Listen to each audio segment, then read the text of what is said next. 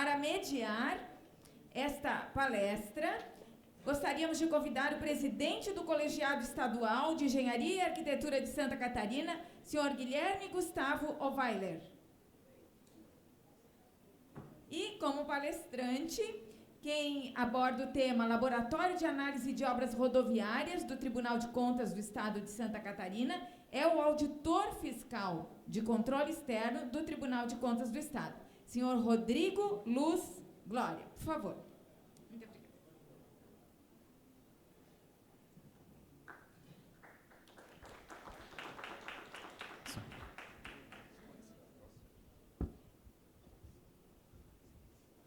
Boa tarde, pessoal. Então, é com nome e honra que eu recebo aqui o Rodrigo Luz Glória, que já foi mencionado, que é auditor fiscal de controle externo do Tribunal de Contas do Estado de Santa Catarina, e nós vamos estar falando agora sobre uma palestra do Laboratório de Análise de Obras Rodoviárias do Tribunal de Contas. Vamos iniciar agora com o Rodrigo, e no final, se vocês tiverem alguma pergunta, vamos seguir ainda com a mesma métrica de fazer as perguntas no papel, e ao término da palestra a gente faz os questionamentos, tá bom? Rodrigo? Fica à vontade. Perdi 30 segundos, mas tudo bem. Eu vou falar em pé, que eu acho... Ah, perfeito. Desse lado aqui ficou bom. É o seguinte, eu sou engenheiro civil, eu trabalho na diretoria de licitações e contratações, na coordenadoria de engenharia e na divisão 2, onde eu sou chefe, que trata de obras rodoviárias. Eu vou ler só os 2 primeiros slides para não ficar cansativo, mas o resto é bem interessante. Mas eu acho que é fundamental ver a justificativa do porquê do laboratório, né? As técnicas de auditorias em obras públicas têm evoluído de forma a propiciar informações mais precisas, através de análises especializadas com uso de ensaios laboratoriais. Essas técnicas agregam maior rigor na aferição das quantidades e qualidades dos serviços e materiais contratados, sobretudo nas obras rodoviárias e pavimentação urbana, que são as mais caras, né? Ao construir o laboratório próprio e incluir em seus procedimentos de auditoria os respectivos ensaios, o TCE busca economia ao erário e maior confiabilidade e precisão em suas análises. Esse é o nosso laboratório, certo? E nós, é na nossa sede, e ele foi construído no subsolo, tiramos 3 vagas de garagem, readequamos, mas no final retornou uma porque ficou adequado. Aqui já tem até uma amostra de solo ali embaixo, que já foi de uma auditoria piloto. Nós temos uma consultoria vigente para treinamento da equipe de auditoria, para, digamos, equilibrar o conhecimento de toda a equipe, e também para ajudar na elaboração de todos os ensaios. Todos os auditores vão ter condição de fazer ensaio, mas também temos um laboratorista para nos auxiliar. Então, essas são as nossas instalações, são mais ou menos 70 metros quadrados, é uma outra vista, onde estão os equipamentos. Isso aí está em uso mesmo, tá? Já fizemos auditoria piloto na SCC 390. Já tem o solo ali que nós coletamos. Outra visão, né, que eu acho que é bem interessante. Esse o laboratório não é uma novidade nacional, tá certo? Já outros estados já têm. O Distrito Federal já tem, Piauí, Goiás, Mato Grosso, e outros também estão em fase de implantação. Isso daqui já são as amostras colhidas em campo. Eu já vou mostrar o que nós fazemos de fato para vocês verem, né? E, de repente, nós conversarmos mais. Eu acho que as dúvidas vão ser bem mais elucidativas. O que é que nós fizemos? Por exemplo, esse é o que praticamente todo mundo pergunta, né? Vamos fazer o furo no asfalto? O que é que se pretende com isso, né? Então, primeira coisa é que nós conseguimos constatar com essa é uma sonda rotativa, que lá é o nosso carro, tem uma outra imagem depois, ele é acionada num gerador e a gente consegue fazer a extração. Então, Então, eu consigo ver a espessura do revestimento asfáltico, o teor de ligante dessa massa asfáltica, que é muito caro e é relevante em obras rodoviárias, a granulometria do traço, a densidade ou grau de compactação, e também consigo fazer outros ensaios de compressão, estabilidade e fluência. O que quer dizer tudo isso daí? Passado nesses testes, o que acontece? Eu posso dizer se aquele revestimento asfáltico tem qualidade ou não. É importante frisar uma coisa. O tribunal, através do laboratório, não pretende fazer controle tecnológico de obras. As empresas executoras é que devem fazer o controle tecnológico das obras. O que nós vamos fazer é verificar se esses controles são adequados. Certo? É essa a intenção. Aqui é o nosso carro, né? E, inclusive, nós, até a disposição do layout interno, nós não fizemos justamente para ver qual era a bagunça que iria gerar, para depois, numa próxima, saber, não, eu preciso desse compartimento, daquele, tudo certinho. É a nossa unidade móvel, né? Não são feitos ensaios laboratoriais aqui, são recolhidas amostras, são feitos todos lá na sede, né? Um ensaio específico dois ensaios específicos são feitos em campo. Aqui é uma jazida, esse à esquerda é o nosso consultor. Esse aqui é uma jazida de solos, onde também nós vamos verificar digamos assim, a qualidade desse solo, certo? Principalmente na questão que sempre é muito em voga do fator de empolamento. Então, sempre tem uma discussão muito grande e muitas vezes em todos os projetos é muito majorado isso. E nós vamos aferir se realmente temos que pagar o quantitativo a mais ou a menos. Então, com isso, a gente consegue detectar a densidade in loco desse solo. Esse é o speed test, que nós conseguimos, através desse, com um carbureto dentro, e ele reage com uma amostra pequena de solo. E, com isso, a gente consegue detectar o teor de umidade que é usado na análise do solo para descobrir a sua densidade. Aqui, também, nós fizemos na usina, estamos coletando essas imagens são todas da auditoria piloto, tá? Semana passada, fresquinho ainda não fizemos as análises. Coleta do ligante asfáltico, né? Com isso, através do ensaio, está ali descrito, nós conseguimos ver a qualidade desse capo que foi adquirido e ver se está de acordo com as especificações técnicas. Cava de inspeção, exatamente como está ali, bem simples. Então, é feita uma amostragem, vai-se mesmo no canto do bordo da rodovia, aqui só estava com a base de brita graduada e uma subbase de rachão, né? Ou macadame seco. Abre-se mesmo, nós chamamos uma cava de inspeção, né? Uma janela, onde nós aferimos as espessuras das camadas. Feito esse procedimento por amostragem, está tudo ok, encerrou, não está ok, aí começa a refinar ainda mais esse tipo de inspeção. Esse que está ali com a picareta é o nosso técnico, né? Laboratorista. Aqui também nós aproveitamos a equipe de topografia da região, da consultora, porque muitas vezes nas obras estaduais, para auxílio à fiscalização se faz uso das consultoras, certo? E a consultora que presta serviço para o Estado tem equipe de topografia, tem os laboratórios, eles praticamente validam o que a construtora faz para depois, para efeitos de recebimento. Nós solicitamos essa equipe de topografia para fazer um levantamento de uma seção de corte, que seria uma amostra, onde nós tínhamos algumas dúvidas em relação ao volume escavado, e fizemos um breve levantamento dessa área.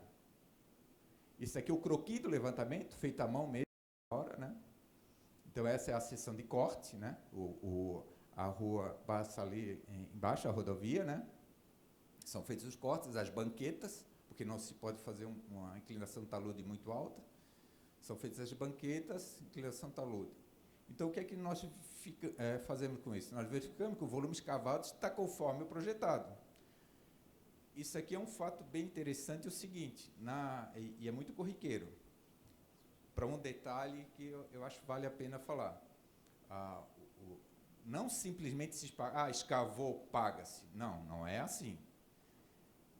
O critério de pagamento de uma escavação, onde representa muito dinheiro, principalmente se tem material de terceira, que são as rochas, é o seguinte: tem uma seção que é de projeto. Se escavou além da seção de projeto, paga-se só a de projeto. Certo? Nunca, senão não teria limites nessa escavação. O empreiteiro quer fraturar com escavação em rocha e alarga o corte sem medida. Então, paga-se somente a seção de projeto. Se por algum motivo justificado o alargamento do corte é inevitável,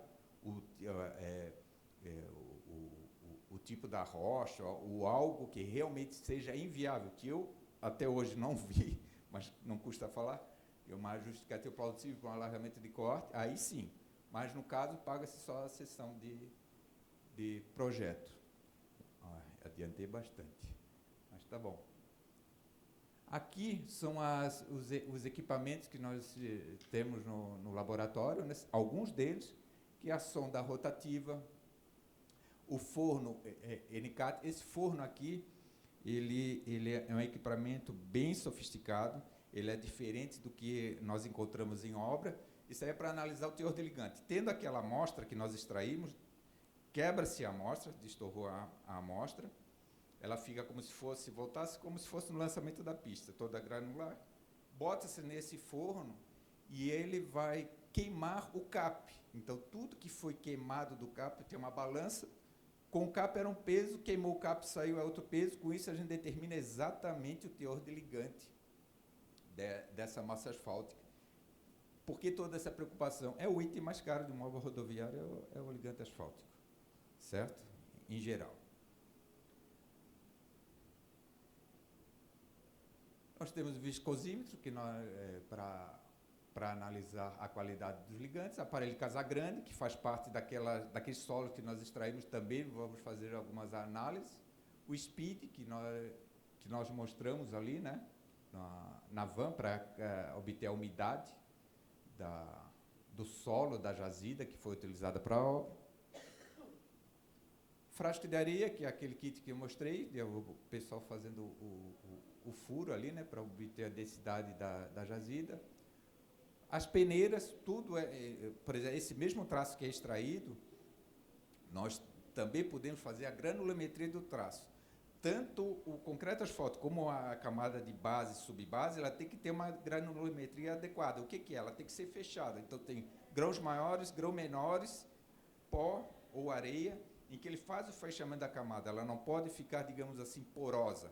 O que é que se consegue com isso? A melhor compactação possível. Então, sempre, em engenharia, a gente costuma dizer se está dentro da faixa. O que é? Dentro de uma faixa determinada de granulometria. Fora disso, condena-se o pavimento, porque não é adequado.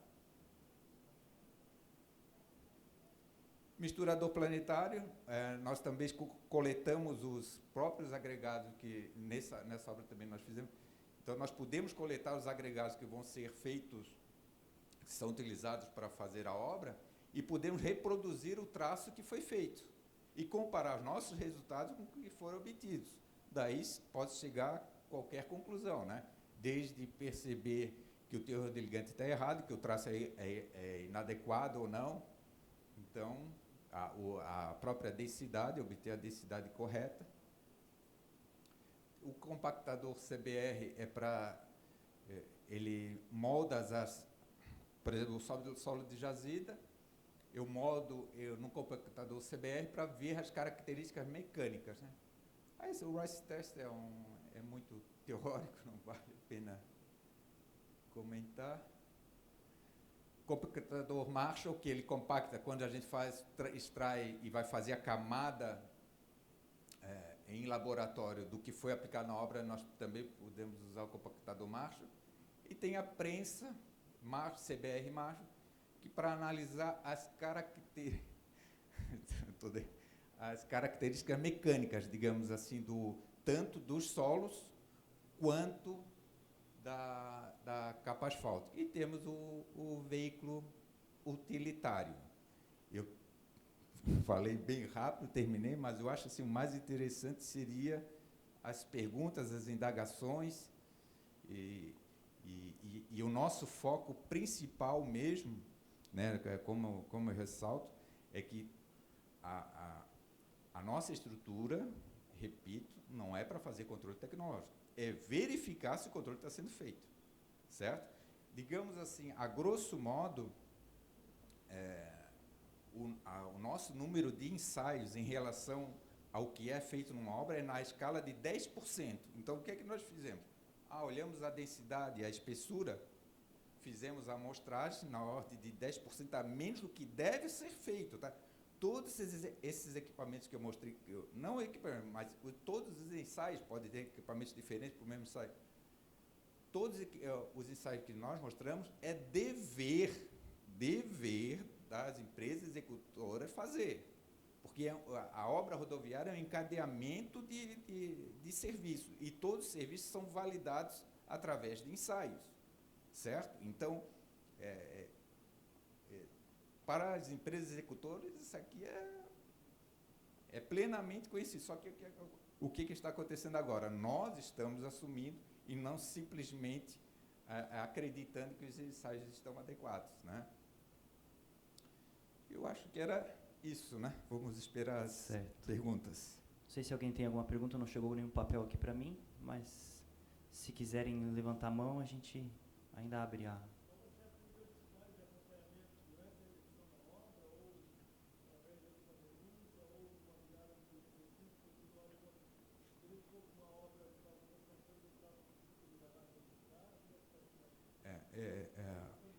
Sim. Bem interessante essa pergunta.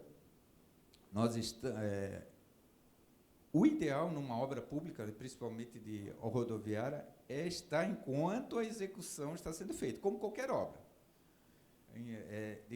Em números assim, do TCU, o dano apurado no TCU, sei lá, um valor enorme, o que retorna para o cofre público é na ordem de 3%, no máximo 5%. O resto é perdido. O que é que eu quero dizer com isso? Depois do dano realizado, dificilmente a administração recupera esse dinheiro. Então, o ideal é ser concomitante com a obra. Nós estamos tentando mudar o nosso regimento interno para incluir, além de auditoria, inspeção, acompanhamento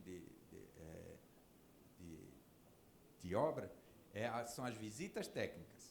Então, assim, não é como agora nesse relatório que você vai fazer um único relatório com todo ele. Então, essa obra eu vou 3 vezes. Eu vou no início, eu vou no meio, eu vou no final, e ao final de tudo eu faço um relatório conclusivo. Só que para quem está executando e para a administração é muito interessante essa atuação prévia. Por quê? Não é que se queira errar ou eu fazer errado, é que não se tem o conhecimento. Não se tem o conhecimento. Então, com isso, sempre há tempo hábil para corrigir, certo? Então,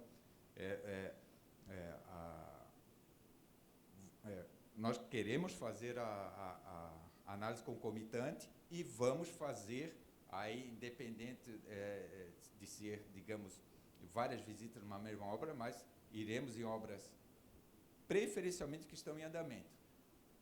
Contudo, com termos de representação e denúncia, com certeza vão ter demanda em obras já concluídas. Então, tudo isso que tu falou, nós pretendemos atender.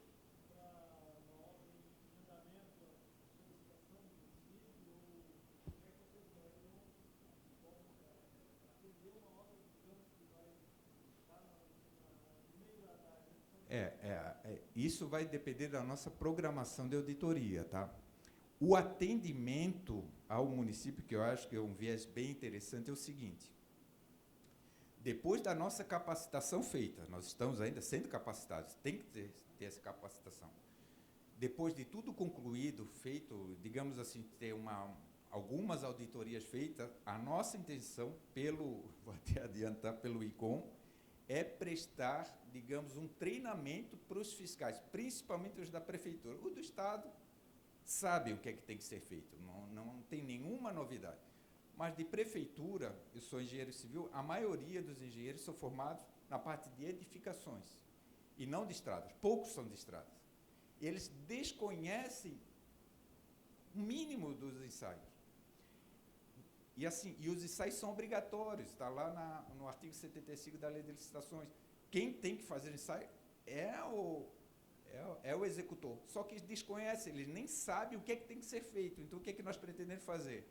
De uma forma simples, para o futuro, ainda não temos nem a formação plena, né? É propiciar esse tipo de treinamento. Numa pavimentação urbana, minimamente vocês têm que, de acordo com a norma, pedir esse ensaio e verificar. E nós pretendemos, por exemplo, durante a execução da densidade ou da granulometria de um traço ou a obtenção do teor de betume, ele vai estar lá presente, vamos fazer o ensaio, e ele, só pelo fato de visualizar, só mostrando aqui fica muito vago, né? Mas visualizando o que essa formação permanece sempre, não tenho dúvida nenhuma.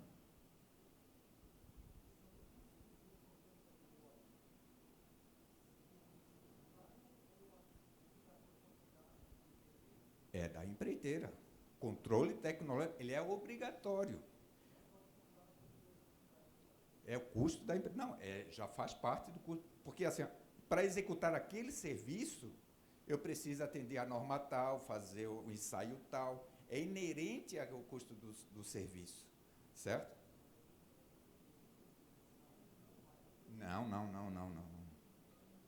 Porque assim, isso, sim. Esses custos, porque o que é que ele tem que entregar?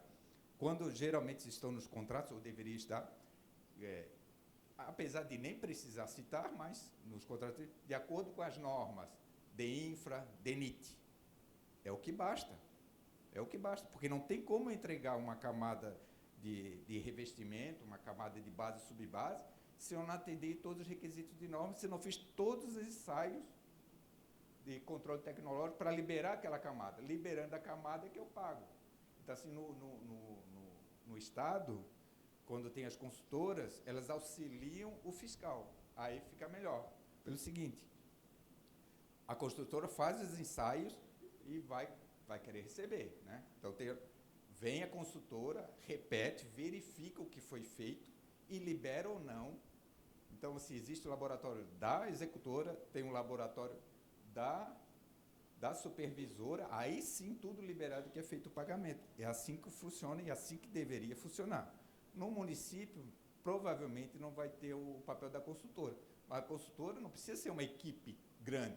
Pode ser um engenheiro com experiência que dê suporte àquele engenheiro que só, digamos assim, tem a nossa formação é para qualquer área da engenharia, mas a nossa capacitação é específica. Um vai para edificações, outro para estradas, né? Barragens.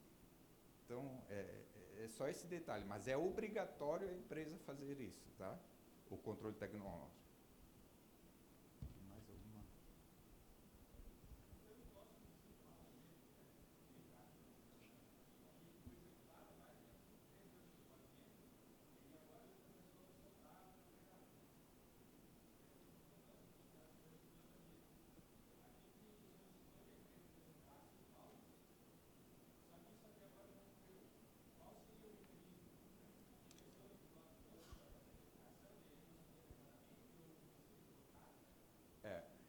Eu recomendo a todos, existe o IBRAOP, Instituto Brasileiro de Auditoria de Obras Públicas, onde os membros dos tribunais, os técnicos, principalmente engenheiros, arquitetos ou outro ramo da engenharia, nós nos reunimos, tivemos até a reunião em Vitória na semana retrasada, onde são feitos vários debates, temos orientações técnicas.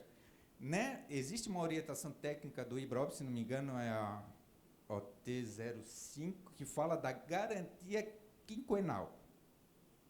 Certo? Então, essa garantia, ela vem lá do Código do Consumidor, é tratada também para a obra, em que a responsabilidade é objetiva. Teve problema, vai lá arrumar. Só se... como a empresa pode se esquivar desse problema? Não. Que é comum até. Por exemplo, uma sarjeta quebrou. Tá, mas ela foi mal feita ou foi um lindeiro ali que passou com um trator? Acontece.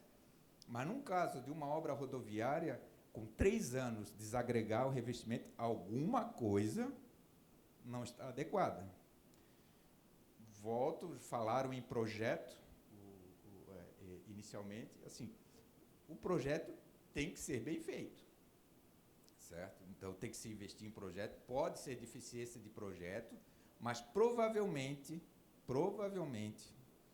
se não há um devido controle tecnológico, né, de execução camada por camada, pode gerar algum vício construtivo que leve a essa situação. Para vocês terem uma ideia, quero me alongar muito, mas assim, as obras rodoviárias, infelizmente, são projetadas para uma vida útil somente de 10 anos. Era 20 anos. Diminuíram para 10, aquela economia, acho que estão economizando, mas na realidade é uma economia burra, né, que tem que ser dito, né?